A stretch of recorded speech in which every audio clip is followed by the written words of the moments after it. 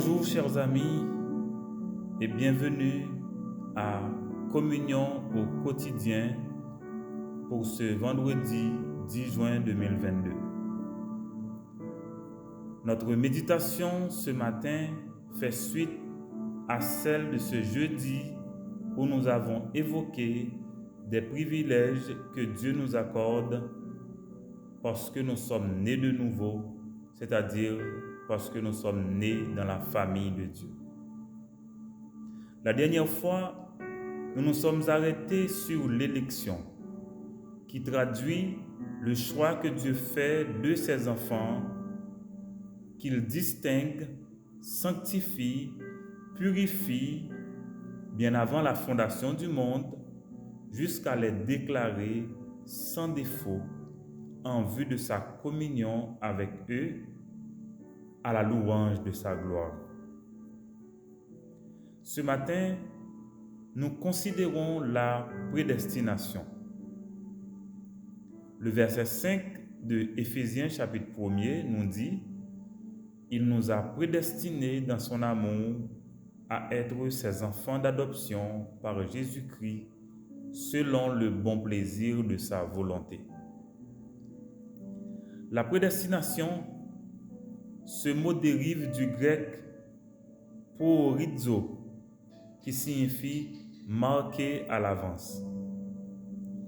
Dieu, par choix souverain, a marqué les croyants de toute éternité en déterminant d'avance notre statut de fils adoptif de sa famille.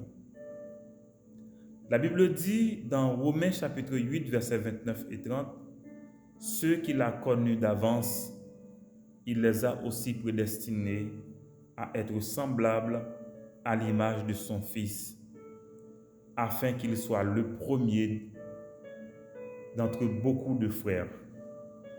Et ceux qu'il a prédestinés, il les a aussi appelés. » Ainsi, Dieu a désigné, distingué, déterminé les croyants d'avance pour ressembler à son Fils. Ce verset traduit un objectif précis de la prédestination, notamment la glorification des croyants destinés à être semblables à son Fils. Bien sûr, par la nouvelle naissance, les croyants sont transformés, notamment par le changement de nature du péché en Adam à la nouvelle créature en Christ. Aussi faut-il souligner dans le verset 5 de Éphésiens chapitre 1er la motivation divine à accorder toutes ces faveurs aux croyants. La Bible dit c'est dans son amour. Dieu est amour, nous dit la Bible. Et c'est par amour qu'il a envoyé son Fils unique, Jésus, mourir à la croix pour payer la rançon de nos péchés. La Bible affirme que Dieu a tant aimé le monde qu'il a donné son Fils unique. Il dit aussi, Dieu prouve son amour envers nous. Mais ceci doit servir à une chose, célébrer la gloire de sa grâce. Et Dieu fait tout ceci sans aucun effort de la part de l'homme. Il faut tout aussi noter que les perdus ne le seront pas parce qu'ils ne sont pas prédestinés, mais pour avoir refusé Jésus.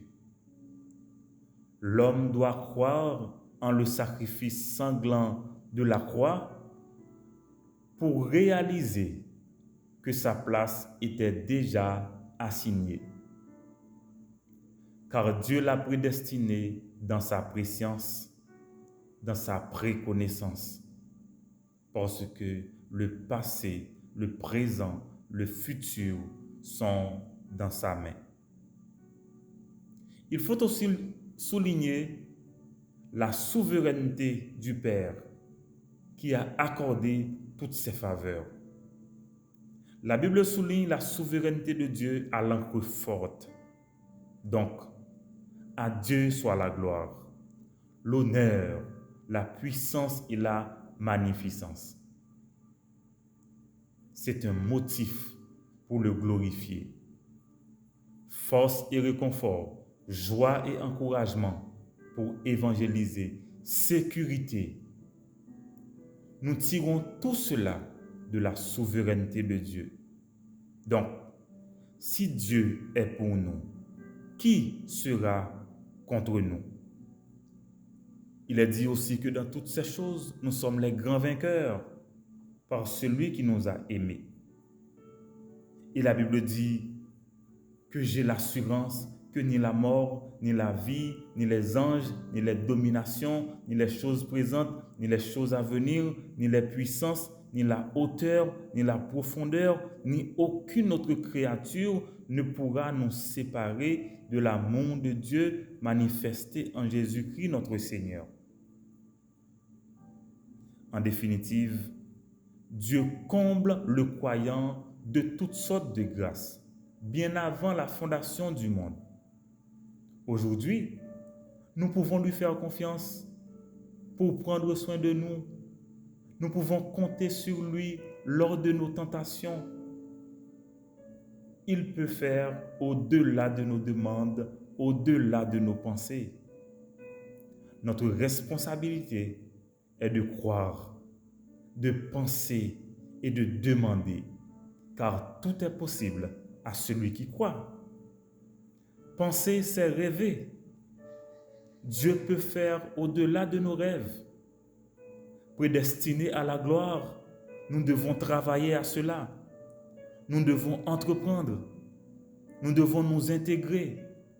Nous devons aussi demander, car notre Dieu en peut beaucoup plus. Prions ensemble. Père d'amour, je te célèbre. Je célèbre ta gloire. Je célèbre ton nom pour tous les privilèges que tu accordes à tes enfants, notamment la prédestination. Dans ta préscience, dans ta préconnaissance, tu as désigné, distingué, déterminé d'avance le statut d'adoption à tous ceux et toutes celles qui sont nés de nouveau dans ta famille par leur seule foi en Jésus-Christ. L'ayant fait pour nous depuis toute l'éternité, avant même que tu nous aies appelés à l'existence, tu nous prouves ton amour, ton grand amour.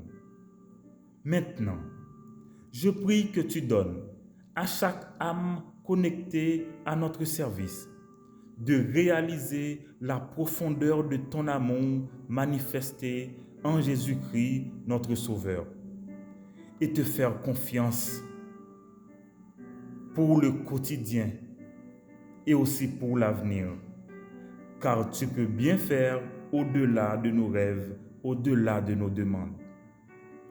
Guéris nos malades, réconforte les affligés, accompagne les déshérités et console les cœurs au nom de Jésus. Amen, amen et amen. Amis, considérons ce que Dieu a fait pour nous par amour et faisons-lui confiance pour prendre soin de notre journée, car sa bonté, sa fidélité se renouvellent chaque matin.